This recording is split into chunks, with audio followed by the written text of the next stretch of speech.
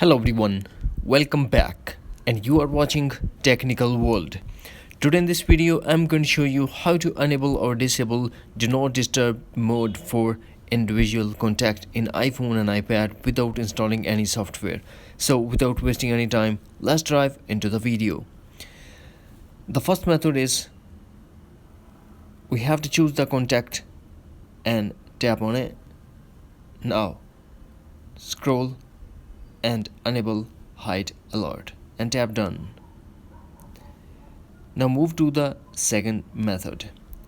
Tap and hold the that contact.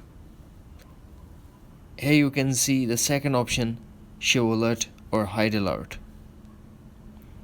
Number 3, slightly swipe right to left and enable or disable Do Not Disturb for individual contact in iPhone.